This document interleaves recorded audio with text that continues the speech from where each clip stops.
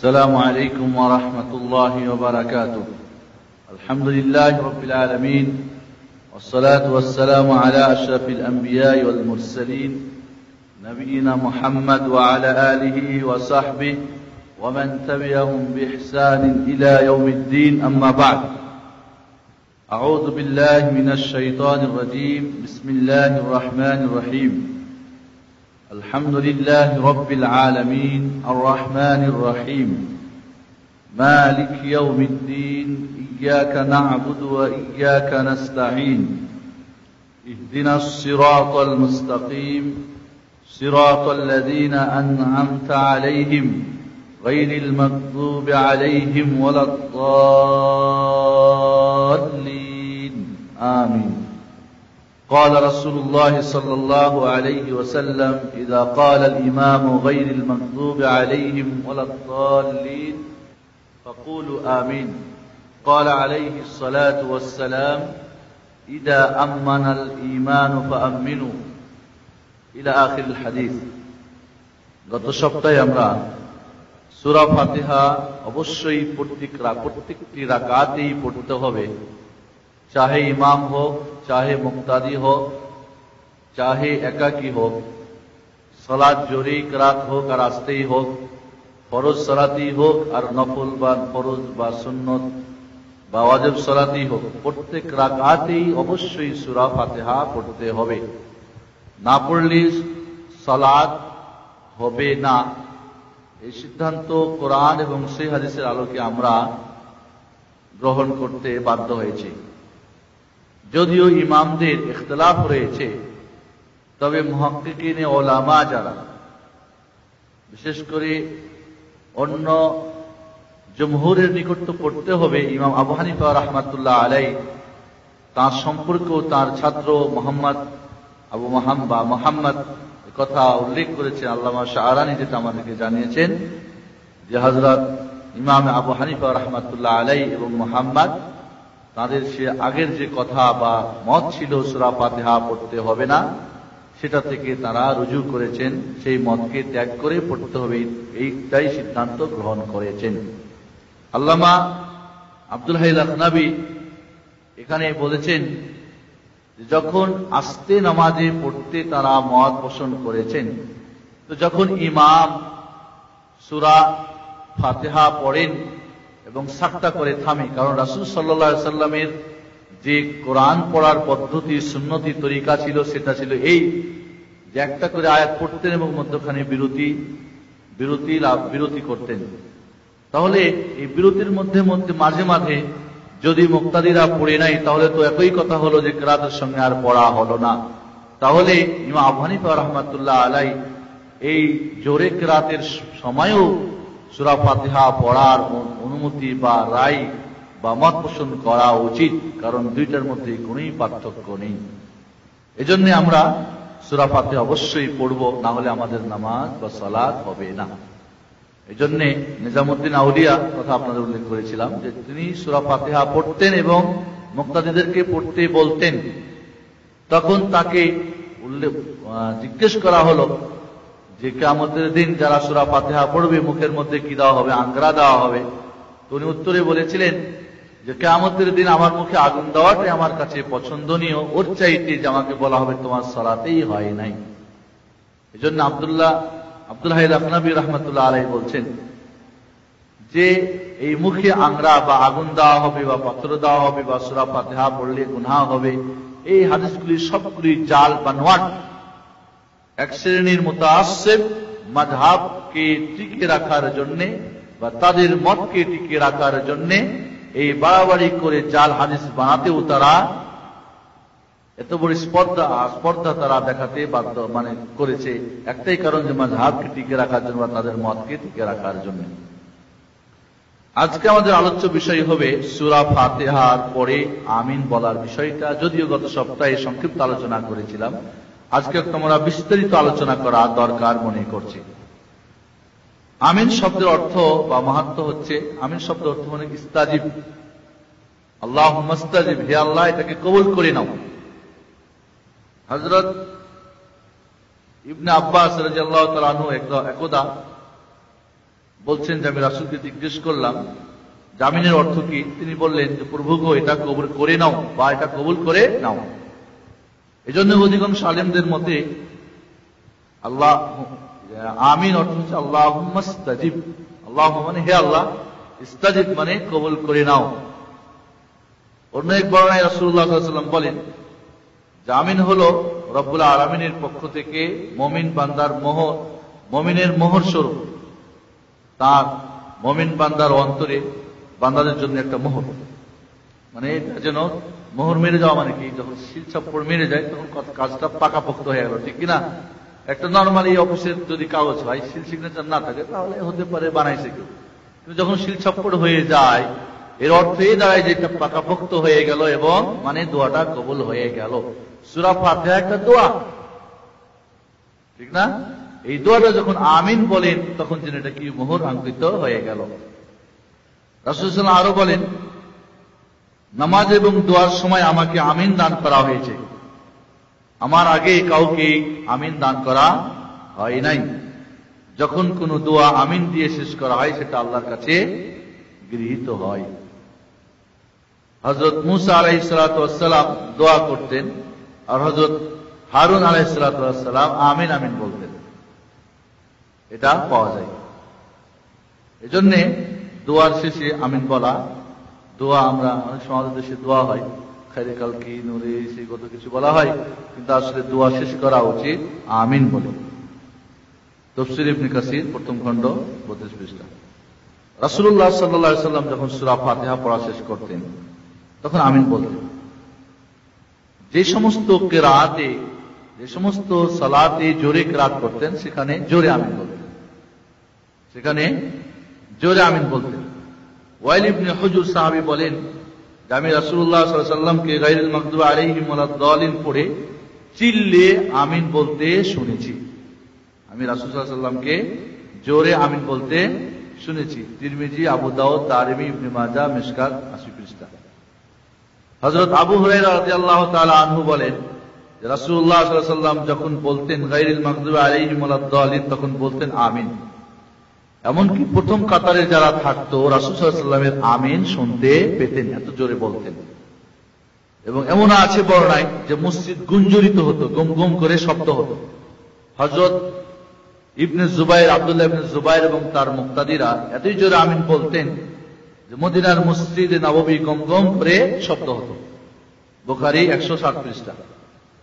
এই সমস্ত হাদিসগুলি এটাই প্রমাণ করে যে আমিন বলতে হবে। আমিন বলতে হবে সবাই একমত, কিন্তু জোরে বলতে হবে না আস্তে। কেউ বলছেন জোরে আর কেউ বলছেন আস্তে বলাই উত্তম। কোনটা উত্তম? এজন্য ইমাম আবু হানিফা রাহমাতুল্লাহ আলাইহির উস্তাদ আতা ইবনে রাবাহ তাবী বলেন যে আমি মসজিদুল হারাম মক্কার মসজিদে কাবা শরীফে আমি 200 জন সাহাবীকে পেয়েছি, তারা সকলেই চিল্লে জোরে আমিন বলতেন। বাইহাকি 2য় খণ্ড 59 পৃষ্ঠা, আইনি 6ষ্ঠ খণ্ড 48 পৃষ্ঠা, ফতহুল বারী 2য় খণ্ড 267 পৃষ্ঠা, ইবনে হিব্বান 189 পৃষ্ঠা। আর আপনারা দেখতে পাচ্ছেন যে আজ পর্যন্ত আলহামদুলিল্লাহ এই কাবা এবং মদিনায় জোরে আমিন আজ পর্যন্ত হয়ে আসতেছে। ইমাম শাওকানী রাহমাতুল্লাহ আলাইহি বলেন, বিভিন্ন হাদিসের বর্ণনা দিয়ে বলছেন যে তিনি জোরে আমিন বলতে হবে এর পক্ষে 17টি হাদিস এবং সাহাবীদের থেকে 3টি আসার বর্ণনা করেছেন এবং এটাই সিদ্ধান্তে উপনীত হয়েছেন যে জোরে আমিন বলতে হবে। নাইনুল আওতার 2য় খণ্ড 115 পৃষ্ঠা। আল্লামা আব্দুল হাই লাখনবী হানাফি রাহমাতুল্লাহ আলাইহি মুসনাদ আহমদ, আবু দাউদ, তিরমিজি, তাবারানী, দারাকুতনী, হাকিম প্রভৃতি থেকে বেশ কিছু হাদিস বর্ণনা করেছেন আস্তে আমিন বলার পক্ষে। কিসের পক্ষে? আস্তে আমিন বলার পক্ষে। এবং এরপরে তিনি মন্তব্য করছেন যে আস্তে বলার পক্ষে একটা হাদিসও সহিহ না, সবগুলি যঈফ। বরং জোরে আমিন বলার হাদিসগুলি সবগুলোই শক্তিশালী, একটাও যঈফ না। এজন্য আমাদেরকে সিদ্ধান্ত নিতে হবে জোরে আমিন বলতে হবে, এটাই হলো সঠিক মত। এবং আপনাদের গত সপ্তাহে আমি বলছিলাম যে আমিন বলার পক্ষে 4-5 রকম শব্দ এসেছে। কয় রকম? 5 রকম। একটা শব্দ আছে মাদ্দা বিহা সাউতা। সাউত মানে কি শব্দ? মাদ্দা বিহা সাউতা, তার শব্দকে তিনি টেনেছেন। আমিন, এটাকে টেনে বলা। আমাদের দেশের হুজুররা এটার ব্যাখ্যা করে, শব্দ হলো নাকি? শব্দকে টানা হলো না এমনি শুধু মদ টানা হলো? শব্দ তো আর হলো না এখানে। আমাদের ছাত্ররা এটাকেই বুঝে নিয়ে মনে করে হুজুররা যা কইছে ভুল কি আর কইছে। মাদ্দা বিহা সাউতা, বুখারী শরীফের হাদিস, তার শব্দকে তিনি টেনেছেন। মাদ্দায় মদ মানে কি টানা। মদ বলে না কোরআনে মদ, মদ মানে কি টানা। মদের অনেক ভাগ আছে, মানে টান যেখানে দিতে হয় সেটাকে মদ বলে। শব্দকে টেনেছেন, হাত ওই টানেন নাই। রাফা বিহা সাউতা, তার শব্দকে উঁচু করেছেন। রাফা মানে কি? ইরফা বল না, শুনেন না আরবি আপনারা? রাফা ইরফা মানে কি? উঠা, উঁচু করা। সাউতা, শব্দকে উঁচু করেছেন। এর চাইতে স্পষ্ট জাহারা বিহা সাউতা, তার শব্দকে তিনি স্পষ্ট করেছেন। জাহারা মানে প্রকাশ্যে শব্দ যেটাকে টানা। এরপরে যে হাদিসে শব্দ এসেছে খাফাজা বিহা সাউতা, খাফাজ বলা হয় খুব উঁচু না নিচু না, মধ্যম ধরনের। এবং আপনাদের এর পক্ষে বলছিলাম যে আল্লাহ রাসূল সাল্লাল্লাহু আলাইহি ওয়াসাল্লাম একদিন বের হলেন, দেখলেন আবু বকর খুব আস্তে আস্তে কোরআন তেলাওয়াত করতেছেন তাহাজ্জুদের নামাজে, আর উমর জোরে জোরে কিরাত করতেছেন। তো বললেন ওমর আখফিদ, হযরত আবু বকরকে বললেন কেন এত আস্তে পড়তেছো? বললেন ইয়া রাসূলুল্লাহ, অনেকে রোগী আছেন, অনেকে ঘুম হয়তো হয় নাই, অনেকে অনেক হাজার থাকতে পারে, ঠিক কিনা? এই জন্য আস্তে পড়ছি, কারোর জন্য ডিস্টার্ব না হয়। হযরত আবু বকর রাদিয়াল্লাহু তাআলা খুব নরম দিলের মানুষ ছিলেন। আল্লাহ রাসূল বলেন ইরফা সাউত, তোমার শব্দটা একটু কি করো, বাড়াও, এত আস্তে না। এই জন্য তাহাজ্জুদের নামাজে আস্তেও কিরাত করা যায় যাচ্ছে, জোরে করে কিরাত পড়া যায় যাচ্ছে। হযরত উমরের কাছে গিয়ে দেখলেন জোরে জোরে চিল্লিয়ে চিল্লিয়ে পড়তেছেন। বলেন ওমর কেন এত জোরে পড়তেছ? ভাই আমার এই কিরাত শুনে আরো 5 জন থেকে তারাও তাহাজ্জুদ পড়বে। আল্লাহু আকবার, দুজনের নিয়ত কি সহিহ? ঠিক। বললেন আখফিদ সাউতাক, তোমার শব্দটা একটু পোস্ট করো, নিচু করো, এত জোরে। তাহলে ওখানে আবু বকরকে জোরে করতে বললেন, আর এখানে তাকে নিচু করতে বললেন, মানে কি থামাই দিলেন? তাহলে আবু বকরের মতো হয়ে যাবে। ওটা তো আবু বকরকে উঁচু করতে বলছেন। খাফাজা বিহা সাউতু মানে একেবারে নীরবে আমিন না, জোরেই হবে, কিন্তু একেবারে চিল্লানি আমিন মুস্ত ফড়াই দিবেন এমন না। একটা মধুর্যতা রয়েছে, একটা দোয়া। আল্লাহরে বলুন আল্লাহ কবুল করো, না কইবেন আমিন। আল্লাহ গো, একটু মধুর সুরে আল্লাহকে এ করে বিনয়ী হয়ে আপনি বলবেন। খাফাজা সাউতু বিনয় হয়ে যে আমিনটাকে জোরে বলা, মানে খুব চিল্লিয়ে বলা না। চিল্লালে তো আবার ভাগ আছে, শব্দেরও তো আবার ভাগ আছে। বেশি জোরে শব্দ করা নিষেধ আছে। আল্লাহ বলছেন ইন্না আনকারাল আসওয়াত লাসাউতুল হামির, সবচেয়ে জঘন্য শব্দ হলো কার? গাধার ডাক। বিকট ডাক ডাকে, যখন গাধার ডাক শুনছেন কেউ কোনদিন? বিকট করে ডাকে। এই জন্য গাধার ডাক শুনে আউযুবিল্লাহ পড়তে হয়, কারণ গাধা আর কুকুর কি দেখে? শয়তানকে দেখে। আর একটা শব্দ হলো, কয়টা হলো? 4টা হলো। মাদ্দা বিহা সাউতাহু, রাফা বিহা সাউতাহু, জাহারা বিহা সাউতাহু, খাফাজা বিহা সাউতাহু। আর একটা শব্দ হলো কি? আখফা বিহা সাউতাহু। আখফা বিহা সাউতাহু এর অর্থ হলো যে তিনি নিচু করেছিলেন শব্দ, নীরবে তিনি আমিন বলেছিলেন। তাহলে আমরা 3টা শব্দ পাই, মাদ্দা বিহা সাউতাহু, রাফা বিহা সাউতাহু আর জাহারা বিহা সাউতাহু। জোরে আমিন বলতে হবে, আস্তের কোনো এখানে অবকাশই নেই। এই 3টা হাদিসই হলো সহিহ, এর মধ্যে কোনো কালাম নেই, কোনো মত কোন যে হাদিসগুলি জয়ীফ না সহিহ, সহিহ সকলের মত। খাফাদা বিহা সাউতাহু এই হাদিসটা জয়ীফ, হাদিসটা কি জয়ীফ। আখফা বিহা সাউতাহু এই হাদিসটাও জয়ীফ। তাহলে আস্তে পড়ার পক্ষে কোন সহিহ দলিল নেই। এরপরও আমরা যদি মেনে নিই যে খাফাদা বিহা সাউতাহু হাদিসটা আছে ঠিক, কাজ চলার মতো হাদিস, তাহলে তার মধ্যে প্রমাণ করে না যে আস্তে আমিন বলা, কারণ খাফাজা মানে আস্তে, নীরবে না, ঠিক কিনা? এরপরে আখফা বিহা সাউতাহু হাদিসটাকে যদি ধরে নিন যে আচ্ছা ঠিক আছে, মেনে নিলাম কিছুক্ষণের জন্য যে না আমলের যোগ্য, তারপরও এই শব্দটা লুগাত আজদাদ বলে। আখফা এমন একটা শব্দ যার অর্থ জোরেও হয় আস্তেও হয়। যার অর্থ কি হয়? লুগাত আজদাদ বলে মানে দ্বিমুখী অর্থ। দিন রাত দুটাই বুঝাই, হাও বুঝাই তো নাও বুঝাই, জোরে বুঝাই তো আস্তে বুঝাই। আখফা বিহা সাউতাহু, আখফা এমন একটা আরবি শব্দ যার অর্থ জোরেও হয় আস্তেও হয়। তো বলবো ভাই আপনি আস্তে টানছেন কেন? ওদিকে তো 4টা শব্দ হাদিসের পেয়েছি জোরে, এটারও জোরে অর্থ নিয়ে নেন, তাহলে তো ভেজালি শেষ হয়ে গেল।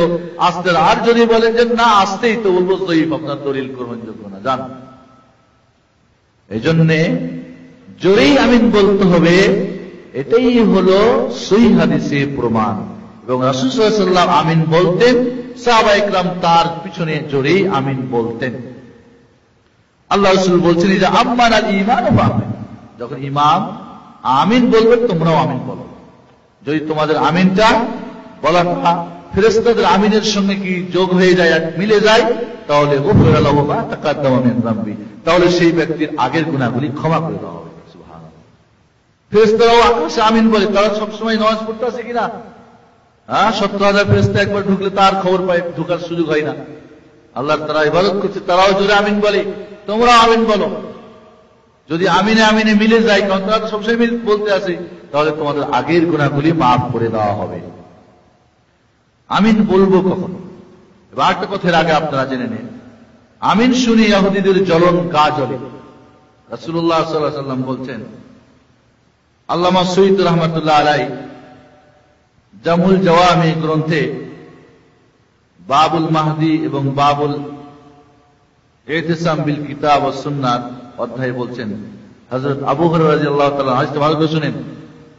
আমাদের দেশে আমিন বললে আজ থেকে 20 বছর আগে মসজিদ হয়নি তো। ভারত, বাংলাদেশ, পাকিস্তানে জোরে আমিন বললে মসজিদ নাপাক হয়ে যায়। যারা এই জয়ীফ হাদিস নিয়ে বসে আছেন তাদের কাছে শুনেন ভালো করে হাদিসটা। হযরত আবু হুরায়রা রাদিয়াল্লাহু তাআলা থেকে বর্ণিত, তিনি কি বলতেছেন? রাসূলুল্লাহ সাল্লাল্লাহু আলাইহি ওয়াসাল্লাম বলেন, আমার উম্মতের মধ্যে কিছু লোক এমন হবে যারা লোকদেরকে তাদের আলেম ও পীরদের দিকে আহ্বান করবে। আছে না নাই? এক শ্রেণীর মানুষ হবে তারা দাঈ ইলাল্লাহ, কিন্তু তাদেরকে মানুষকে আহ্বান করবে, দাওয়া কার দিকে হবে? আল্লাহর দিকে, ঠিক না? তাবলীগ হবে কার? কোরআন আর হাদিসের, না অন্য কিছু না। কি করবে এরা? তাদের পীর এবং তাদের আলেমদের দিকে আহ্বান করবে, আসো অমুক যে ফিকরা মত দিয়েছে এটাই ঠিক, আসো এই দল করো, এটাই আসো, আরে হুজুর চলো হুজুরে কেবলার মুরিদ হতে। নিয়ে যাই না মুরিদ বানাবার জন্য, একজন আর 10 জনকে বানাই না? তো তাদের পীর এবং আলেমদের দিকে আহ্বান করবে, আল্লাহর দিকে। উদউ ইলা সাবিলি রাব্বিকা, আল্লাহ তোমার রবের পথের দিকে ডাকো। এটা বাদ দিয়ে কি করবে? তাদের পীর এবং মাশায়েখ এবং তাদের ওই মাযহাব এবং তাদের ইমাম এবং তাদের আলেমদের দিকে আহ্বান করবে, এবং তারা সেই মোতাবেক আমলও করবে। সেই মোতাবেক তারা যে যে মুরিদের পীর ওই মতই আমল করছে, না করে না? যেই যেই মাযহাবের দিকে আছে, যেই যেই মতের দিকে আছে, ওইটাই নিয়ে আমল করছে কিনা? এবং তারা মুসলমানদের উপরে বড় হিংসা বিদ্বেষ রাখবে। কি কারণে? ইমামের পিছনে আমিন বলার কারণে। তারা মুসলমানদের উপরে বিদ্বেষ পোষণ করবে ইমামের পিছনে যারা আমিন বলবে তাদের। যেমন তোমাদের ইহুদিরা যেমন তোমাদের উপরে কি করে হিংসা বিদ্বেষ এবং তাদের গা জ্বলে, তাদের এরকম গা জ্বলবে। সাবধান, এরাই হচ্ছে এই উম্মতের ইহুদি। সাবধান, এরাই হচ্ছে এই উম্মতের ইহুদি। সাবধান, এরাই হচ্ছে এই উম্মতের ইহুদি। ইবনুস সাকান, ইবনুল কাত্তান, জাহারাতু রিয়াজিল আবরার 110 পৃষ্ঠা, হুসুলুল মারাম 20 পৃষ্ঠা। এই জন্য হযরত আয়েশা রাদিয়াল্লাহু তাআলা থেকে আরেকটা হাদিস আছে যে তোমাদের সালাম ও আমিন বলাতে ইহুদিরা যেভাবে গা জ্বলে, অন্য কিছুতে গা জ্বলে না। তাই তোমরা সালাম বেশি করে দিবে, আমিন কইবে জোরে করে। তাহলে আমাদের বোঝা উচিত যে আমিন একজন জোরে বলতেছে, সহিহ হাদিসের আমল করতেছে, এই জন্য যদি তাকে বাধা দান করা হয়, মসজিদ ধুয়ে নেওয়া হয়। এক চালাক লোক ছিল, বুঝছেন, ঢাকা শহরের কথা বলছি আপনাদের। তো আমিন বললে আর হাদিস শুনছে, বেচারা আমাদের শুরু করছে, আগে পাচ্ছে না ভেবে ঢাকায় গিয়ে জোরে আমিন কইছে। আমিন কইলে বলে এই বেটা তুমি মসজিদ নাপাক করছো, মসজিদ ধুয়ে দাও। বেচারা খুব চালাক ছিল, বেচারা খুব চালাক ছিল। কই দেখেন আমার আমিন বলাতে যদি মসজিদ নাপাক হয়ে যায় তাহলে আমিও তো নাপাক, আমার হাত দিয়ে যদি মসজিদটা ধুই তো আরো ডবল নাপাক হয়ে যাবে। কই ঠিকই ঠিকই তাড়াতাড়ি পাই হবো। এরপরে মুয়াজ্জিন আর ইমামে মসজিদ হয়।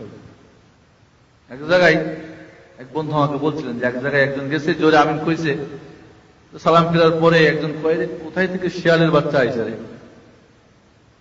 শিয়ালের বাচ্চা খুঁজ থেকে এসে ডাকে এইভাবে জোরে চিল্লাচিল্লি করে। লোকটা খুব চালাক ছিল। পরে ওই লোকটা লইয়া ইমামের কাছে গেছে, কয় কন আমি আমিন যদি কইছি এটা জায়েজ আছে না না আছে, কয় এগুলো নিয়ে ভেজাল করেন না, জান জান। তখন ওই লোকটারে কয় যে ওরে শিয়ালের বাচ্চা কইছে। কয় শিয়াল যখন শিয়াল আইছে কিনা এটা কুত্তাই তো জানে, অন্য কেউ তো জানতে পারে না। সর্বপ্রথম খবর পাই কুত্তা যে শিয়াল আইছে কিনা।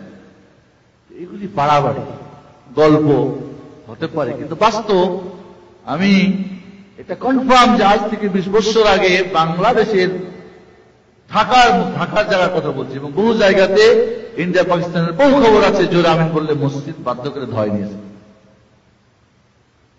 এতটুকু বাড়াবাড়ি। এই জন্যে আমাদের খেয়াল রাখতে হবে যে আমিন জোরে বলুক আস্তে বলুক, যারা সবাই একমত যে আমিন বলতে হবে, তবে উত্তম কোনটি, জোরে না আস্তে। আমরা বলবো আস্তে উত্তম নয়, কারণ এর পক্ষে কোন সহিহ হাদিস নেই। রাসূলের আমল ছিল না আস্তে, সাহাবায়ে কেরামের আমল ছিল না আস্তে। এই জন্য আমরা হাদিসের মানদণ্ডে এটাই সিদ্ধান্ত নিতে হবে জোরে আমিন বলতে হবে। এবং জোরে আমিন বললে যারা এটাকে বিরোধিতা করে তারা কোন দলের সেটা তো একটু আগে আপনারা শুনলেন।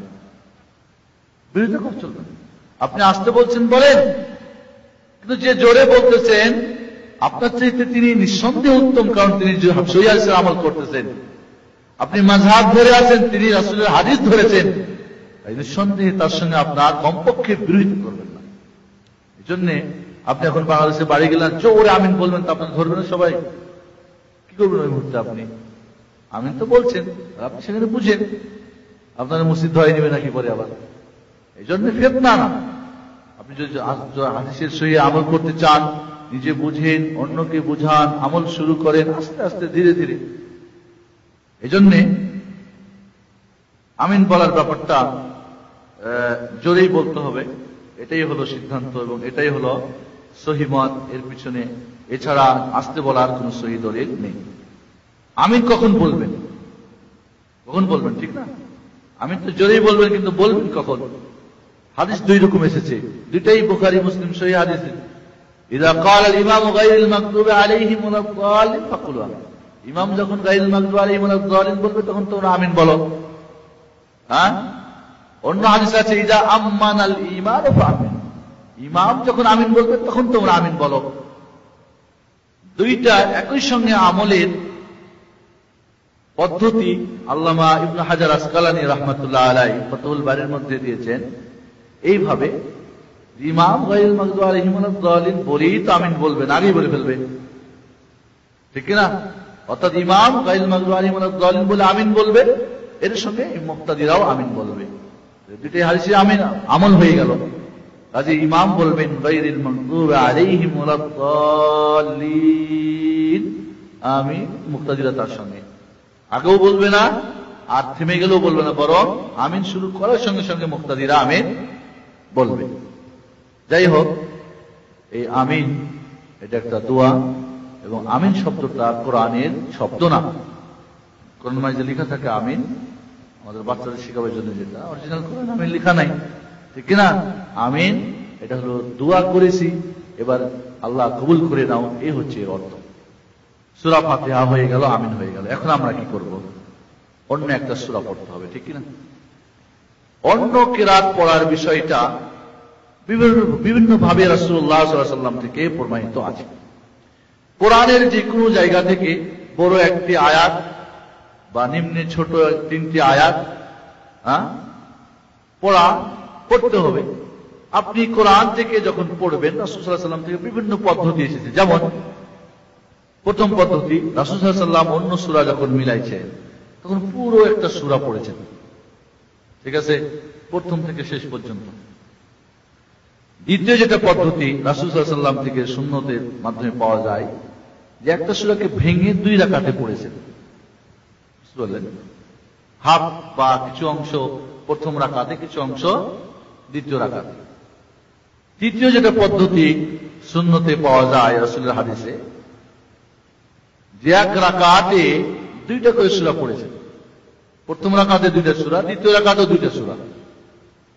বুঝা গেছে?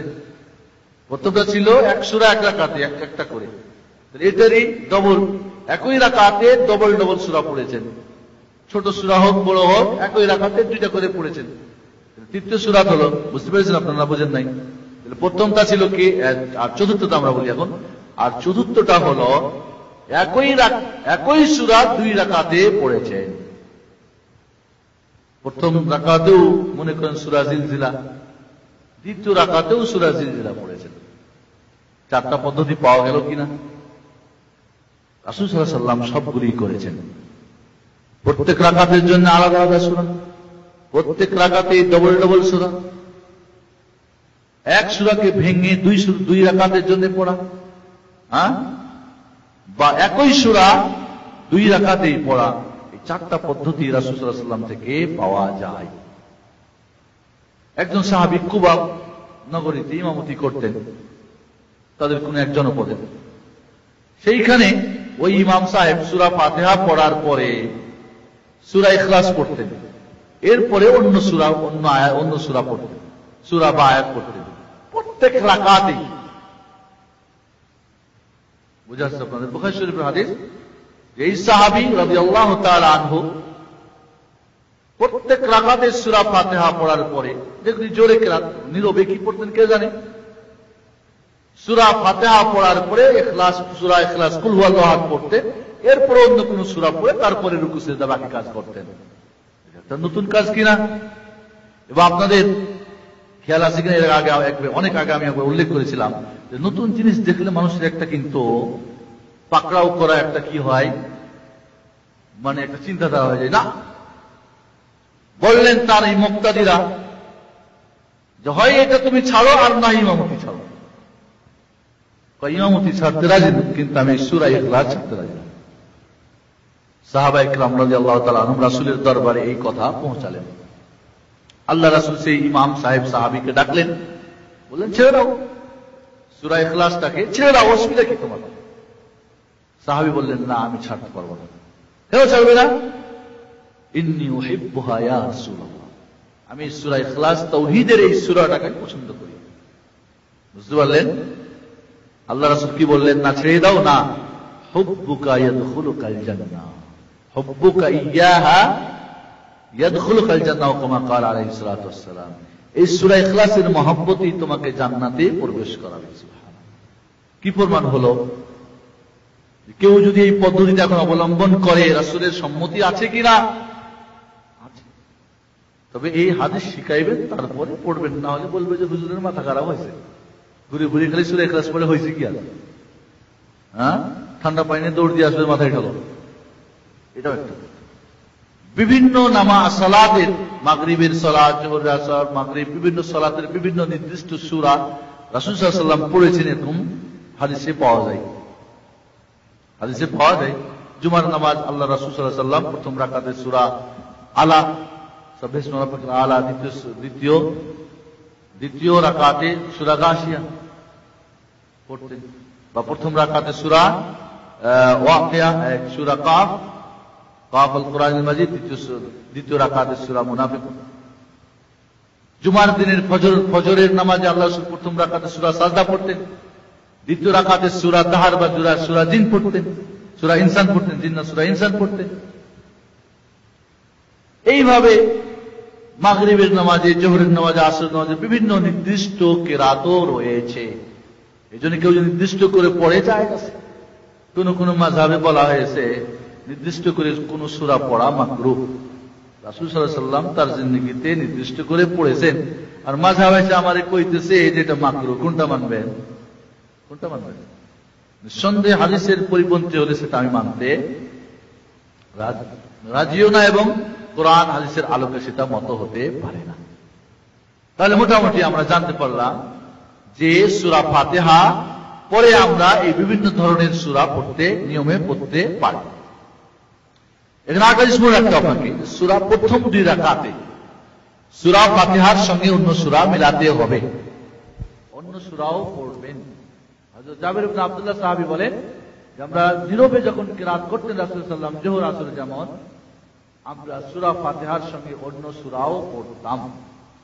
জোরে কিরাত হলে সূরা ফাতিহার উত্তর পড়তে পারবে না প্রথম 2 রাকাতে, কিন্তু যদি নীরবে কিরাত হয় ইমামের, তাহলে সূরা ফাতিহার অতিরিক্ত প্রথম 2 রাকাতে পড়া জায়েজ রয়েছে। পড়তে হবে এমন কথা না, বুঝলেন? শুধু সূরা ফাতিহা পড়তে হবে, মাস্ট। বুঝে আসছে আপনাদের তাহলে ইনশাআল্লাহ। এরপরে আমাদের যে মাসআলাটা আছে, এটাও একটা অত্যন্ত জরুরি মাসআলা, সেটা হলো এবার আপনি রুকুতে যাবেন। অন্য একটা সূরা পড়া হয়ে গেল, ঠিক কি না? এবার আপনি রুকুতে যাবেন। কিভাবে রুকুতে যাবেন? হাত উঠাবেন না হাত না উঠিয়ে চলে যাবেন? কোন কোন মাযহাবে বা হানাফি মাযহাবে বলা হয়েছে যে হাত উত্তোলন, শুধুমাত্র হাত উত্তোলনের মাসআলাটা রাফুল ইয়াদাইন বলে। রাফ মানে উঠা, ইয়াদের দ্বিবচন, ইয়াদাইন দুই হাত উঠানো। এই 2 হাত কোথায় কোথায় উঠাতে হবে? তাকবীরে তাহরিমায় হাত উঠাতে হবে কাঁধ বরাবর বা কান বরাবর, তবে কান ধরা এটা বিদআত নিঃসন্দেহে। কান যেটা ধরে কাঁধ বরাবর, এর পক্ষে হাদিসগুলি বেশি সহিহ, তবে কান বরাবরও হাদিস সহিহ। হয় কাঁধ বরাবর বা কান বরাবর তাকবীরে তাহরিমার সময় হাত উঠাতে হবে, এতে কোনোই ইখতিলাফ নেই, সকল মাযহাবেই উঠাতে হবে। বাকি থাকলে আর কোথাও হাত উঠাতে হবে কি না? জমহুরের নিকটে ইমাম শাফি, মালিক, আহমদ বিন হাম্বল, তাদের নিকটে আরো 3 জায়গাতে হাত উঠাতে হবে। সেটা হলো রুকুতে যখন যাবেন, রুকু থেকে যখন আপনি উঠবেন তখনও সামি আল্লাহু লিমান হামিদা, ঠিক আছে? প্রত্যেক রুকুতে যাওয়ার সময় এবং প্রত্যেক রুকু থেকে ওঠার সময় রফুল ইয়াদাইন করতে হবে। আর একটা স্থান হলো প্রথম বৈঠক করার পরে উঠবেন যখন, তখনও উঠে আবার রফুল ইয়াদাইন করা, 2 হাত উত্তোলন করা। এবং অত্যন্ত দুঃখজনক বিষয় যে রফুল ইয়াদাইনের হাদিস 50 জন সাহাবী থেকে প্রমাণিত, যার মধ্যে খোলাফায়ে রাশিদিন আরবা, আবু বকর, উমর, উসমান, আলী, এমন কোন মাসআলা নেই শরীয়তের মধ্যে যেই মাসআলার মধ্যে 4 জন খলিফা থেকে হাদিস বর্ণনা হয়েছে এই রফুল ইয়াদাইন ছাড়া। শুধু তাই না, এর সঙ্গে আশরায়ে মুবাশশারা 10 জন যে জান্নাতের সার্টিফিকেট প্রাপ্ত সাহাবী আছে না, এই 10 জন সাহাবী এখানে হাদিস বর্ণনা করেছেন। 50 জন সাহাবী থেকে রফুল ইয়াদাইন করতে হবে এর প্রমাণ আছে। শুধু তাই না, 1,24,000 যে সাহাবী ছেড়ে গেছেন আল্লাহ রাসূল সাল্লাল্লাহু আলাইহি ওয়াসাল্লামের, তারা সবাই এই সমস্ত স্থানে হাত উঠিয়েছেন, একমাত্র আব্দুল্লাহ ইবনে মাসউদ সাহাবী ছাড়া। কে? আব্দুল্লাহ ইবনে মাসউদ। এবং সেটা আমরা বর্ণনা করব যে সেই দলিল কতটুকু সহিহ। তাহলে 1,24,000 মধ্যে 1,23,999 জন সাহাবী হাত উঠিয়েছেন, একজন সাহাবী উঠান নাই।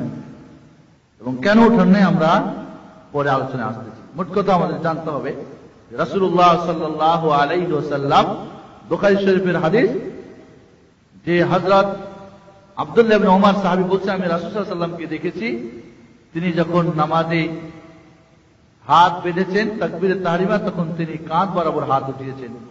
এইভাবেই তিনি রুকুতে যাওয়ার সময় হাত উঠিয়েছেন। ওয়ায়াফআলু যালিকা ইযা রাফআ মিনার রুকু, এবং রুকু থেকে যখন উঠতেন তখনও তিনি হাত উঠিয়েছেন। এজন্য এই ধরনের 50 জন সাহাবী থেকে এই 4 জায়গাতে হাত উত্তোলন করতে হবে, মুতাওয়াতির হাদিস, যার মধ্যে কোনো জয়ীফের কোনো সন্দেহ পরিমাণে কিছু নেই। এইভাবে প্রথম আব্দুল্লাহ ইবনে ওমর সাহাবী বা অন্যান্য সাহাবা ইকরাম থেকে এর প্রমাণ আছে। প্রথম বৈঠক করে উঠার পরে যে হাত উঠাতে হবে তার হাদিস হযরত আব্দুল্লাহ ইবনে উমর বলতেছেন যে রাসূলুল্লাহ সাল্লাল্লাহু আলাইহি ওয়াসাল্লাম রাফা ইয়াদাইহি বলছে ওয়াইদা কামা মিনার রাকাতাইনি রাফা ইয়াদাইহি, প্রথম 2 রাকাত থেকে যখন উঠেছেন তাশাহুদ করে তখনও তিনি হাত উঠিয়েছেন। তাহলে তাকবীরের তাহরিমার সময় আল্লাহ, এবং এটা আপনাদের বলেছিলাম যে একই সঙ্গে আল্লাহু আকবার, কাজ আগে তাকবীর পরে আল্লাহু আকবার, তাকবীর আগে আল্লাহু আকবার, কাজ পরে, তিনটাই জায়েজ রয়েছে, যেটা আপনি ইচ্ছা সেটাই করেন। এরপরে যখন আপনি রুকুতে যাবেন রফুল ইয়াদাইন করতে হবে। যখন আপনি রুকু থেকে উঠবেন 2 হাত আবার উঠাতে হবে, কাঁধ বরাবর বা কান বরাবর। ঠিক যখন প্রথম বৈঠক করে উঠবেন তখন আপনাকে হাত উঠাতে হবে। এর পক্ষে 50 জন সাহাবী থেকে এই হাদিস বর্ণনা হয়েছে। শাহ ওয়ালিউল্লাহ মুহাদ্দিস দেহলভী, যিনি হুজ্জাতুল হিন্দ বলা হয়, হিন্দুস্তানের যিনি হুজ্জত দলিল, তিনি বলছেন ওয়াল্লাযী ইয়ারফাউ আহাব্বু ইলাইয়া মিনাল্লাযী লা ইয়ারফা, যে ব্যক্তি হাত উঠায় ওই ব্যক্তি আমার পছন্দনীয় ব্যক্তি, যে উঠায় না তার চাইতে, মানে যে উঠায় সে সুন্নতের আমল করে কিনা, নিঃসন্দেহে আমার কাছে সে মহাব্বতের লোক তার চাইতে যে সুন্নতের আমল করে না। ইমাম শাফি রাহমাতুল্লাহ আলাইহি এই হাত উঠার অর্থ করতে গিয়ে বলছেন যে মানাহু তা'যীমুন লিল্লাহ, আল্লাহর গুরুত্ব বর্ণনা করা, সারেন্ডার করা হয় না। যখন কারফিউ চলে, কারফিউ যদি কেউ ভঙ্গ করে তখন কারফিউ ভঙ্গকারীর আত্মসমর্পণকারীর নিয়ম কি? 2 হাত উত্তোলন করা। আমি আত্মসমর্পণ ভুল করেছি, এটা আত্মসমর্পণ এবং অন্যকে বড় মনে করা, বললাম না, মাফ করবেন, বলি না, এই 2 হাত উত্তোলন করে আল্লাহর আজমত বর্ণনা করে তার কাছে সারেন্ডার হওয়া যে আমি তোমার কাছে একজন নত বান্দা। ওয়াইত্তিবাউল লিসুন্নাতিন নবী সাল্লাল্লাহু আলাইহি ওয়াসাল্লাম, এবং এটা রাসূল সাল্লাল্লাহু আলাইহি ওয়াসাল্লামের সুন্নতের নিঃসন্দেহে ইত্তেবা, যেটা 50 জন সাহাবী বর্ণনা করেছে, এটা সুন্নতের ইত্তেবা না অন্য কিছু। আব্দুল্লাহ ইবনে উমর সাহাবী বলছেন রাফুল ইয়াদাইনি মিন জিনাতিস সালাহ, এই 2 হাত উত্তোলন করা নামাজের সৌন্দর্যতার মধ্যে একটা সৌন্দর্য। 2 হাত উঠা নামাজের সৌন্দর্যের একটা কি দিক। নোমান বিন আবি আইয়াস বলতেছেন লিকুল্লি শাইইন জিনা, প্রত্যেকটা জিনিসের একটা সৌন্দর্য আছে না। ওয়া জিনাতুস সালাত আন তারফা ইয়াদাইকা ইযা কাব্বার, আর নামাজের সৌন্দর্য হচ্ছে, ইনি দ্বিতীয় আবু হানিফা কিন্তু নোমান বিন আবি আইয়াস, নামাজের সৌন্দর্য হচ্ছে তুমি 2 হাত উত্তোলন করবে যখন তাকবীর বলবে, ওয়া ইযা রাকাতা, যখন তুমি রুকু করবে, ওয়া ইযা রাফা'তা রাসাকা মিনার রুকু, আর যখন রুকু থেকে তুমি মাথা উঠাবে তখন হাত উত্তোলন করবে। এটা নামাজের একটা সৌন্দর্য। ইমাম ইবনে সিরিন রাহমাতুল্লাহ আলাইহি বলছেন হুয়া মিন তামামিস সালাহ, নামাজে রফুল ইয়াদাইন করা নামাজ পূর্ণ অঙ্গ হওয়ার একটা অংশ বিশেষ। আব্দুল মালিক রাহমাহুল্লাহ বলেন সাআলতু সাঈদ ইবনে জুবাইর আন রাফিল ইয়াদাইনি ফিস সালাহ, সাঈদ ইবনে জুবাইর একজন যোগ্য তাবী, বড় তাবীদের মধ্যে, মানে তাবীদের স্তর আছে বড়, মধ্যম, ছোট, সবচেয়ে বড় তাবীদের অন্তর্ভুক্ত।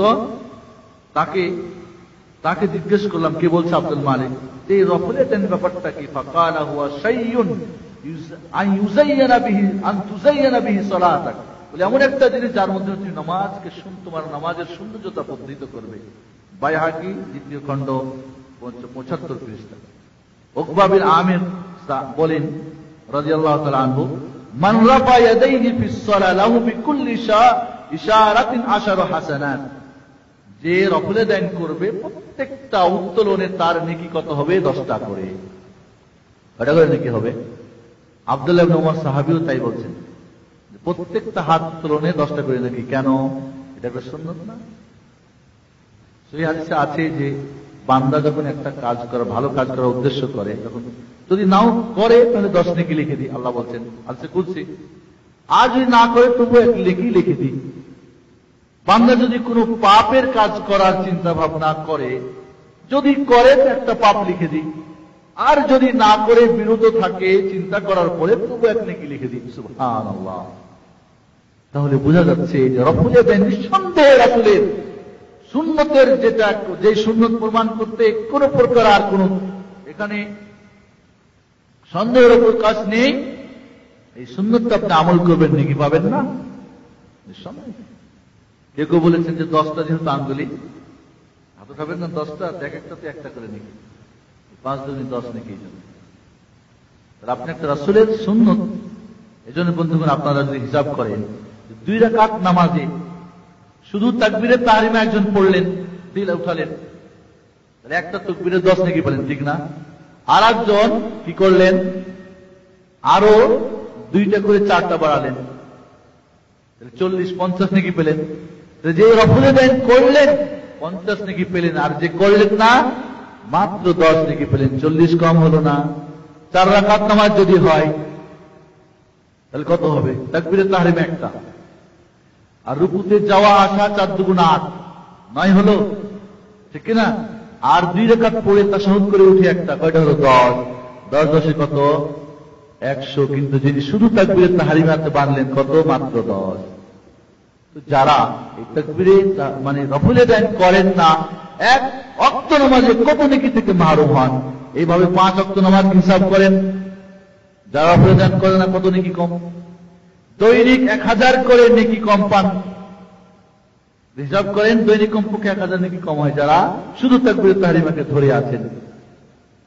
এই জন্যে এই তাকবীরে তাহরিমায় রফুল ইয়াদাইন সম্পর্কে হাদিসের বর্ণনা করে শেষ হয়। কারণ 50 জন সাহাবীর হাদিস বর্ণনা করতে গেলে আপনাদের কিছু কিছু হাদিস বর্ণনা করি। ইমাম বাইহাকি এবং ইমাম হাকিম বলছেন, ফাকাদ রুবিয়া হাদিস সুন্নাতু আন আবি বকর ওয়া উমর ওয়া উসমান ওয়া আলী রাদিয়াল্লাহু আনহুম। এই সুন্নাতটা 4 জন খলিফা থেকে বর্ণনা হয়েছে, আবু বকর, উমর, উসমান, আলী রাদিয়াল্লাহু আনহু। আল্লামা সুবকি রাহমাতুল্লাহ আলাইহি বলেন যে এই রফুলের দায়ে সমস্ত কি বলে আপনার 4 জন খলিফা থেকে বর্ণনা করা হয়েছে। আন আলী ইবনে আবি তালিব আন্না রাসূলুল্লাহ সাল্লাল্লাহু আলাইহি ওয়াসাল্লাম কানা ইয়ারফু ইয়াদাইহি ইযা কাব্বার লিস-সালাহ হাদওয়া মানকিবাই ওয়া ইযা আরাদা আন ইয়ারকা ওয়া ইযা রাফা রাসু মিন আর-রুকু ওয়া ইযা কামা মিন আর-রাকাতাইন ফাআলা মিথলা যালিক। ইমাম বুখারী রাহমাতুল্লাহ আলাইহি একটা বই লিখেছেন যে ইমামের পিছনে যে সূরা পড়তে হবে এই বিষয়ে একটা কিতাবই লিখেছেন। এই কিতাবটার 6ষ্ঠ পৃষ্ঠায় বলতেছেন, হযরত আলী বলছেন যে আমি রাসূল সাল্লাল্লাহু আলাইহি ওয়াসাল্লামকে দেখেছি, তিনি যখন তাকবীর দিয়েছেন নামাজের জন্য কাঁধ বরাবর হাত উঠিয়ে রফুল দান করেছেন। ওয়া ইযা আরাদা আন ইয়ারকা, রুকু যখন করেন তখন হাত উঠিয়েছেন। ওয়া ইযা রাফা রাসাহু মিনার রুকু, যখন রুকু থেকে মাথা উঠিয়েছেন তখন। ওয়া ইযা কামা মিনার রাকাতাইন, যখন 2 রাকাত পড়ে তাশাহুদ করে উঠেছেন তখনও তিনি রফুল দান করেছেন। এইভাবে হযরত আবু বকর রাদিয়াল্লাহু, অনেক হাদিস আমি কয়েকটা বর্ণনা করছি আপনাদের। হযরত আবু বকর রাদিয়াল্লাহু তাআলা আনহু বলছেন থেকে বর্ণনা যে আন আব্দুল্লাহ ইবনে জুবাইর قال صليت خلف ابي بكر فكان يرفع يديه اذا ركع واذا رفع راسه من الركوع وقال صليت خلف رسول الله صلى الله عليه وسلم فذكر مثله।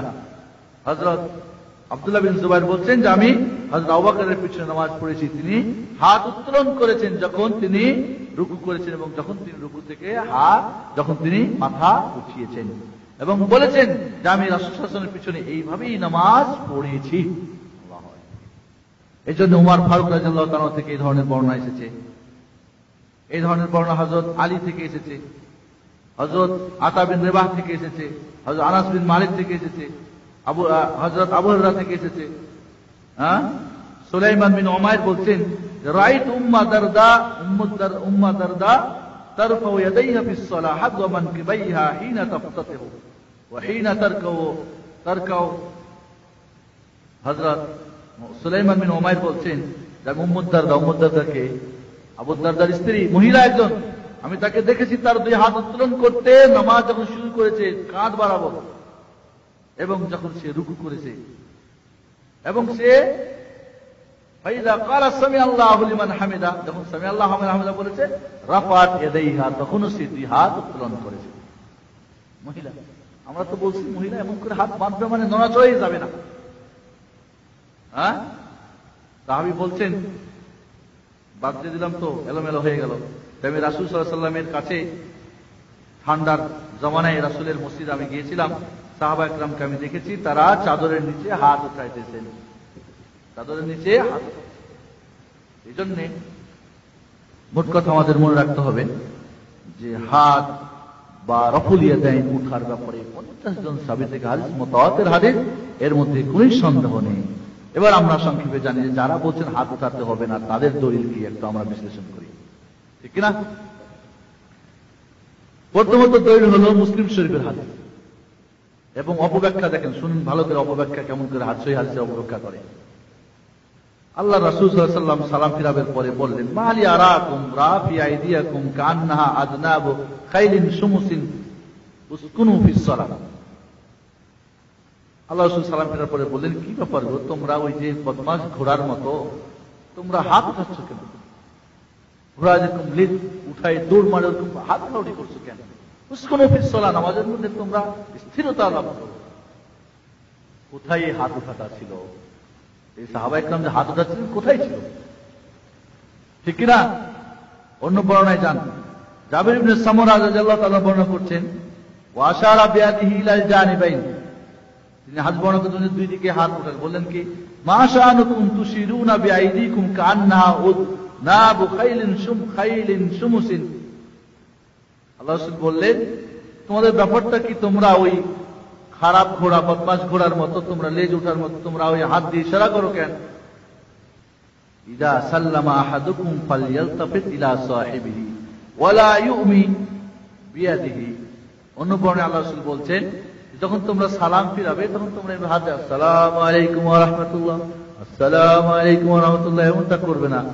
কি করবে? ফালইয়ালতাফিত ইলা সাহিবিহি, তার সাথে দিকে দেখবে। আপনার ভাই আছেন আশেপাশে? ওয়ালা ইউমি, তোমরা এইভাবে হাত ইয়ারমি, তোমরা এইভাবে হাত ফেলবে না বা তোমরা এইভাবে করবে না। এই সমস্ত রিওয়ায়াতগুলি সকল মুহাদ্দিসরা একমত যে এই হাত উত্তোলনটা কোথায় ছিল? তাশাহুদ শেষে যখন সালাম ফিরাত, আসসালামু আলাইকুম ওয়া রাহমাতুল্লাহ, আসসালামু আলাইকুম ওয়া রাহমাতুল্লাহ। বুঝতে পারছেন? ইমাম বুখারী রাহমাতুল্লাহ এর জন্য বলছেন, কিন্তু এই হাদিসগুলিকে যারা রফুল দাইনের বিরুদ্ধে বলছে, এটা ছিল ওই যে রফুল দাইন, মানে রুকুতে যাওয়ার সময়, রুকু থেকে ওঠার সময়, দ্বিতীয় রাকাত থেকে ওঠার সময়, এগুলি যেখানে স্পষ্ট হাদিসে একটা হাদিস আরেকটা হাদিস কি করে ব্যাখ্যা করে। এই জন্য ইমাম বুখারী রাহমাতুল্লাহ আলাইহি বলছেন, মান ইহতাজ্জা বিহাদিস জাবির ইবনে সামুরা আলা মান ইরফ ইনদা রুকু ফালাইসা লাহু হাদ্দুম মিনাল ইলম। যারা এই জাবির ইবনে সামুরা হাদিসে বলে যে এটা ওই রফুলে দেন, রুকুতে যাওয়া উঠা এবং দুই রাকাত থেকে ওঠার ওইখানের কথা, তারা তাদের বিন্দু পরিমাণে জ্ঞান বলে হাদিসের কিছুই নেই, ওরা এই কথা বলে। কে বলছেন এই কথা? ইমাম বুখারী রাহমাতুল্লাহ আলাইহি, যিনি সর্বশ্রেষ্ঠ মুহাদ্দিস ছিলেন, যিনি 6 লক্ষ হাদিসের হাফেজ ছিলেন। এই জন্য হাদিসে বলা হয়েছে, উসকুনু ফিস সালাহ ফা ইন্নামা কানা ফিত তাশাহুদ লা ফিল কিয়াম। বুঝছেন এই জিনিসটা ছিল কোথায়? যারা জাহেল এবং ইলমে হাদিস সম্পর্কে যারা না ওয়াকিফ, এরাই বলবে এই কথা, বরং এটা ছিল তাশাহুদের মধ্যে। এই জন্য ইমাম নববী রাহমাতুল্লাহ আলাইহি বাব বানছেন হাদিসের কি, বাবুল আমরি বিস সুকুনি ফিস সালাত ওয়ান নাহyi আনিল ইশারাতি বিল ইয়াদি রাফআহুমা ইনদা সালাম। অধ্যায় হচ্ছে কি, নামাজের মধ্যে নড়াচড়া করবে না এবং নিষেধ সালামের সময় হাত ইশারা করবে না। অধ্যায় পেয়েছেন কি আল্লামা নববী রাহমাতুল্লাহ আলাইহি হাদিসের দুইটার উপরে। এই জন্য আমাদের বুঝতে হবে যে এই হাত উঠাটা ছিল সালাম ফেরাবের সময়, এই রুকুতে যাওয়ার সময় এবং ওঠার সময় এবং দ্বিতীয় রাকাত থেকে ওঠার সময় না। দ্বিতীয় দলিল কি, আব্দুল্লাহ ইবনে মাসউদ রাদিয়াল্লাহু তাআলা আনহু নামাজ পড়ালেন, ফালাম ইয়ারফা ইয়াদাইহি ইল্লা মাররা। বুঝছেন, আব্দুল্লাহ ইবনে মাসউদ রাদিয়াল্লাহু তাআলা নামাজ পড়ালেন, সাহাবী তিনি। নামাজ পড়ার পরে নামাজে শুধু একবার মাত্র হাত উঠালেন, আর হাত উঠালেন না। আবু দাউদ প্রথম খণ্ড 199 পৃষ্ঠা, তিরমিজি প্রথম খণ্ড 36 পৃষ্ঠা। এটা বর্ণনা করার পরে ইমাম আবু দাউদ যিনি হাদিসটা বর্ণনা করছেন, যে আব্দুল্লাহ ইবনে মাসউদের এই ফেল কাজটা, বলছেন ওয়ালাইসা হুয়া বিসাহিন আলা হাযাল লাফ, বলে এটা সহিহ না। যিনি বর্ণনা করছেন তিনি বলছেন, আবু দাউদ তিনি একজন মুহাদ্দিস, বলছেন এটা কি সহিহ নয়। আব্দুল্লাহ ইবনে মাসউদের এই যে কথা বলা হচ্ছে তার সম্পর্কে এটা কখনোই সহিহ না। ইমাম তিরমিজি রাহমাতুল্লাহ বলছেন, ইয়াকুল আব্দুল্লাহ ইবনে মুবারক ওয়া লাম ইয়াসবুত হাদিস ইবনে মাসউদ। আব্দুল্লাহ ইবনে মাসউদের হাদিসটা কি সাবিত না, প্রমাণিত না। তিরমিজি শরীফ 36 পৃষ্ঠা, তালখিস 83 পৃষ্ঠা। হযরত ইমাম বুখারী, ইমাম আহমদ বিন হাম্বল, ইমাম ইয়াহইয়া বিন আদম, আবু হাতিম সকলেই এই হাদিসটাকে যঈফ করার দিয়েছেন। এটা গ্রহণযোগ্য হাদিস না। মুসনাদ আহমদ 3য় খণ্ড 168 পৃষ্ঠা। ইমাম নববী রাহমাতুল্লাহ আলাইহি বলছেন, সকল মুহাদ্দিসে কেরাম ইত্তেফাক যে আব্দুল্লাহ ইবনে মাসউদের এই হাদিসটা যঈফ। তাহলে যেখানে 50 জন সাহাবী হাদিসে মুতাওয়াতির, খুলাফায়ে আরবা, আশারায়ে মুবাশশারা, বড় বড় সাহাবী, একটা যঈফ দিয়ে আপনি এগুলিকে বাদ করবেন, এটা তো হতে পারে। জামার মুরগি যে যেখানে ইচ্ছে সেখানেই কাটবে, এমন তো হতে পারে না। এটা সুন্নত না। তাহলে এই দলিলটাও কি গ্রহণযোগ্য না। দ্বিতীয় দলিল, যারা বলছেন নফল আদায় করতে হবে না, বারা ইবনে আযিবের দলিল কি? বারা ইবনে আযিবের হাদিস কি?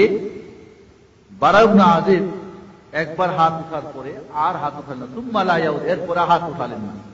এর মানে এরপরে আবু দাউদ রাহমাতুল্লাহ আলাইহি এই কথাটা বর্ণনা করার পর বলছেন, হাযাল হাদিস লাইসা বিসাহিহ।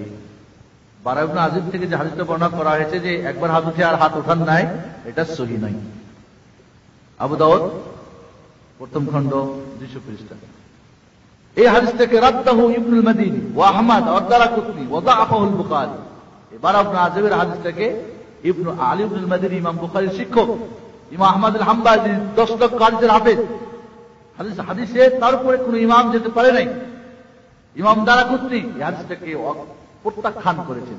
ওয়া দাআফাহু আল বুখারী, ইমাম বুখারী রাহমাতুল্লাহ এটাকে কি করেছেন? যঈফ করেছেন। এজন্য আমাদের জানতে হবে যে আব্দুল্লাহ ইবনে মাসউদের হাদিসের দ্বারা এই 50 জন সাহাবীর হাদিস মানসুখ হয়ে গেছে, রহিত হয়ে গেছে। এই যঈফ দিয়ে এমন কথা নিঃসন্দেহে যাদের হাদিস সম্পর্কে আকল কম তারাই এটা বলতে পারে, অন্যরা বলতে পারে। এই জন্য হানাফি মাযহাবেরও যারা যোগ্য আলিম তারাও কথা বলতে বাধ্য হয়েছে যে রফুল দাইন করার হাদিস সহিহ আমলের যোগ্য, যারা আমল করতে চায় আমল করতে পারে। এমনও কথা আছে, একবার এক ইমাম সাহেব ওয়াজ করতেছেন, কয় আমাদের হানাফি মাযহাবে যদি রফুল দাইন করে তো নামাজ ফাসিদ হয়ে যাবে। তো নামাজের পরে আমি ধরলাম তিনি একটা টাইটেল ফাজিল মাযহাবের মুহাদ্দিস। বললাম কোথায় পেয়েছেন, কোন জায়গায় আছে? জনগণকে আর কতদিন ভাওতামি করে রাখবেন, আর কতদিন সহিহ হাদিস থেকে দূরে সরে রাখবেন? কোন মাযহাবের কোন কিতাবের ওখানে লেখা রয়েছে? আর লেখাই যদি থাকে তাহলে সহিহ হাদিসগুলি কি করবেন? এগুলি মানসুখ হয়ে গেছে। মানসুখ কাকে বলে জানেন? রহিত হয়ে গেছে। এর প্রমাণ কোন আছে? হযরত আব্দুল্লাহ ইবনে উমর বলছেন, ফামা যালাত তিলকা সালাতু হাত্তা লাকিয়া আল্লাহ তাআলা। আল্লাহ রাসূল এইভাবেই হাত উত্তোলন করতেন রুকু তাকবীরে তাহরিমার সময়, রুকুতে যাওয়ার সময়, উঠার সময়, দ্বিতীয় রাকাতে উঠে এইভাবেই তিনি ইন্তেকাল করেছেন তার শেষ জীবন পর্যন্ত। তো রাসূলের আমল যদি শেষে হতো এই যে রফুল দান করেন নাই ক্যান্সেল, তাহলে ক্যান্সেল। কোন সাহাবীর কাজ যদি বা কোন আমল যদি আল্লাহ রাসূলের হাদিসের বিপরীত হয়, কোনটা গ্রহণ করবে? এজন্যে বলা হচ্ছে যে ইরাক ছাড়া পৃথিবীর সমস্ত জায়গাতে যেখানে মুসলমানদের আয়ত্ত হয়েছিল সব জায়গায় সকলেই রফুল দান করতে। কিন্তু আব্দুল্লাহ ইবনে মাসউদের এই হাদিস দিয়ে, যঈফ হাদিস দিয়ে ইরাকবাসীরা এরা ওইটাকে বাদ রেখেছিল, যেটা কি মানসুখ হয়ে গেছে, রহিত হয়ে গেছে। এই জন্যে আমরা এই সিদ্ধান্ত উপনীত আমরা নিতে বাধ্য, অবশ্যই রফুল দান করতে হবে কথা না। রফুল দানটাকে একটা সুন্নত, রফুল দানটাকে সুন্নত। কেউ যদি করে নেকি পাবে, আর না করলে নেকি থেকে বঞ্চিত হবে। কিন্তু এ কথা না যে এটা প্রমাণিত না। যারা মাযহাবপন্থী বা যারা নিজেদেরকে টিকে রাখতে চায়, জনগণকে বুঝায় কি প্রথম যুগে আল্লাহ রাসূল রফুল দান করতেন, পরে বাদ দিয়েছিলেন, এর কোনো প্রমাণ নেই। আরো বলে কি যে প্রথম যুগে মুনাফিকরা ওই অস্ত্র ধরে নিয়ে আসতো বগলে চেপে, আর মুসলমানরা ওই পুতুলের খুব মহব্বত ধরে চেপে নিয়ে আসতো।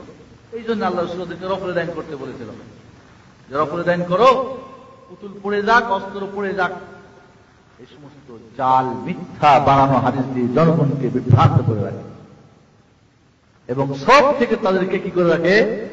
আপনি যখন রফুল দান করবেন না, রাসূলের হাদিসের কাইফিয়াত যেটা পদ্ধতির কমতি হবে কিনা, ওই যে 10 ভাগের 1 ভাগ নাকি 3 ভাগ 5 ভাগ কোনটাতে যাবে আপনার? হ্যাঁ, 4 রাকাত নামাজের 99 এই 90 নাকি এমনি কমে যাচ্ছে আপনার। যাই হোক বন্ধুগণ, আপনাদের বলবো এই কথা যে রফুলে দাইন এটা সুন্নত, ঠিক আছে? সুন্নত কেউ যদি ত্যাগও করে নামাজ, যেরকম আমিন বলার ব্যাপারটা আপনাদের বললাম, ওটাও একটা সুন্নত, ওয়াজিব না। কিন্তু করবো কোনটা আমরা কি আসলে হাদিস আলোকে করবো, না আমরা যা দেখছি হুজুররা যা কইতে তাই? এই জন্যে যে পুতুল রাখতো আর অস্ত্র মুনাফিকরা নিয়ে আসতো, এই জন্য হাত উঠাতে বলেছেন। পরে যখন এগুলি ভালো হয়ে গেছে, তারা মুনাফিকরা বুঝতে পেরেছে, কাম খাইছে, আর মুসলমানরা সত্যি মুসলমান হয়েছে, পুতুলের মহব্বত দূর হয়েছে, তখন আর এটা বাদ হয়ে গেছে। এগুলি জাল বানানো হাদিস, নিজেদের জয়ীফ মতের উপরে মানুষকে দৃঢ় রাখার জন্য এগুলি হল বানোয়াট কথাবার্তা, মিথ্যা কথাবার্তা, যার কোন প্রমাণ নেই হাদিস কোরআনে বা কোনো মানে। তারপরও একজনকে আমি বলতেছিলাম, ঠিক আছে, রফুলিয়া দেয় যারা করে, তাহলে তাদের বুঝতে হবে তাদের পুতুল টুতুল নাই, এরা মুনাফিক না। আর যারা করে না, আজ পর্যন্ত তারা পুতুল নিয়ে আসে এবং মুনাফিকে আছে, ঠিক কিনা? যদি হয় বানাইছে যাদের বিরুদ্ধে, এটা তো আপনাদের বিরুদ্ধে আইছে হাদিস, তাহলে এখন আপনারা যেহেতু উঠান না, তাহলে আপনাদের এখনো মনে হয় মহব্বত আছে, পুতুল ধরেই থাকে, এখনো মনে হয় মুনাফিকদের মতো আপনারা অস্ত্র ধরে নিয়ে আসেন। আর যারা উঠায় তারা দেখায় যে না, আমরা ওগুলি থেকে আমরা হেফাজত আছি। এই সমস্ত বানানো কথাবার্তা দিয়ে রাসূলের সই এবং এত অধিক সংখ্যক হাদিস দিয়ে, সাহাবী দিয়ে কোন মাসআলাতে এরকম কোন হাদিস আসে নাই। এই জন্যে আমাদেরকে নিঃসন্দেহে এই আমলটা রফুলে দাইন করতে হবে। তাকবীরে তাহরিমা, এখানে কোনো ইখতিলাফ নেই। রুকুতে যাওয়ার সময়ও করতে হবে, হুবহু ভাবে রুকু থেকে ওঠার সময় করতে হবে, এবং প্রথম বৈঠক করে উঠবেন তখন করবেন। এগুলি সুন্নত। কেউ যদি করে, উকবা বিন আমির বলছেন 10টা করে নেকি পাবে প্রত্যেকটা হাত।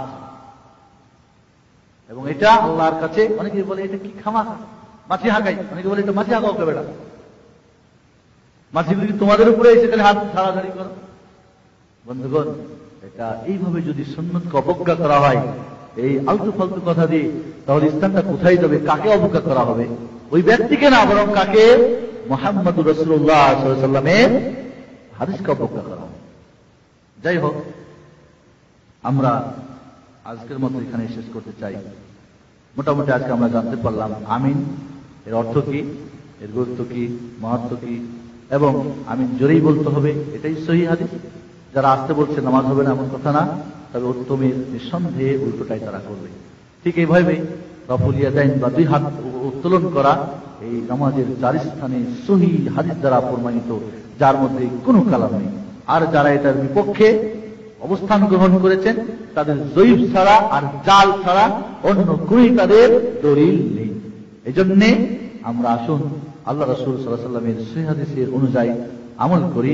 করতে না পারলে হিংসা বিদ্বেষ না রাখি, যারা করছেন তাদেরকে খারাপ ভালো মন্দ বুরা না বলি, আপোষের মধ্যে ঝগড়া ফাসাদ যেন আমরা না করি, বলিনি সুন্নত নিয়ে বাড়াবাড়ি করে ফরজের পর্যায়ে যেন না নিয়ে যান। ঠিক আছে, আমল করতে পারেন, বুঝেন, করেন। যদি আপনাদের কোনো সন্দেহ থাকে বা কোনো হুজুর আপনাদের থাকে যে না এটা মানতে রাজি না, তো হুজুরে নিয়ে আসেন আল্লাহ করে, তার কি দলিল আমরা জানি, এবং দলিল কি যা বলিয়ে দিলাম আপনাদের, এছাড়া আর কোনো দলিল নেই। ওই কই বুঝে পুতুল ছিল যার একটা কথা কই দেবে, অথবা আব্দুল্লাহ মাসউদের দেশে জয়ীফ হাদিসের কথা বলে দেবে। আব্দুল্লাহ, আমরা যদি বিজ্ঞ মানুষ মুকারনা করি, একজন বলতেছে যে রাসূল সাল্লাল্লাহু আলাইহি ওয়াসাল্লাম, একজন করতেছেন, বলছেন না যে আমি রাসূলকে দেখেছি, যদি বলেও যে আমি রাসূলকে একবারেই তাকবীরে তাহরিমার সময় রুকু করে হাত ধরে দেখেছি, আর বাকিগুলির কথা সে অস্বীকারও করে, আর বাকি 50 জন বা শত শত হাজার হাজার সাহাবী বলেন আমরা দেখেছি, করেছি।